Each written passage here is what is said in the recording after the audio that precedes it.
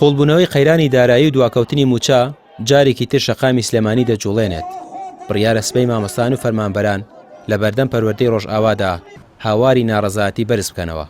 ئەم خۆپیشاندانە لە کاتێکدایە کە ئاسۆی وەرگرتنی موچەی مانگەکانی 6 و 7 ڕوون نییە و ئارامی خەڵک گەیشتۆتە خاڵی سفر.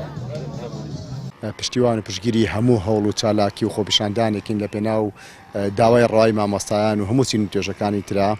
هەڵبەتە بەیانی خۆپیشاندانێکی بەرفراون و جەماوەری ئەکرێت لە سلێمانی و ناوچەکانی تر کە پێویست بوو ئەم خۆپیشاندانە زووتر بکرێت. بەڕاستی دەردێڵەن جامەکە پڕ بووە. ئەوە حکوومەتی هەرێم و حکوومەتی ناوەند دەستیان بەسەر وا نزیکەی 3 موچەی مامۆستایان و فەرمانبەران ناگرتووە جگە لە هەموو پاشەکەوت و پلە بەرزکردنەوە و شتێک ڕابردوو کە لایەنە.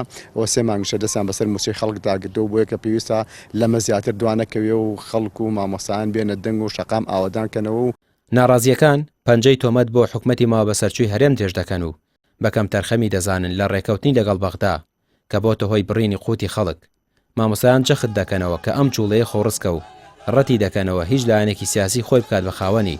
هاوکات داوا لە سەرجەم چین و توێژەکان دەکەن بێنە پاڵیان چونکە بەوتەی خۆیان برسەتی ناسنامەی نییە. مامۆستایان بەعام ناڕازین، هەرچەندە ئێمە وەکو یەکێتی مامۆستایان تا ئێستا باس نەکراوە، بەڵام مامۆستایان بۆ چوونی جیاواز هەیە. هەر کەسە لە ڕوانگەی خۆیەوە دەڕوانێتە بارودۆخەکە، بەڵام بەعامی مامۆستایان ئەوڕۆ هەمویان هەر ناڕازین. ئەوەی کە بەخۆشی دەڵێ ناڕازی لەبەر ئەوەی کە لەوانەیە ئینتیمایەکی بۆ حزبی دەسەڵات بێ، بەڵام لە ناخیدا دەکڵێت و زۆر ناڕازێ لەوەی کە 3 مانگە مامۆستایان موچان وەرنەگرتووە.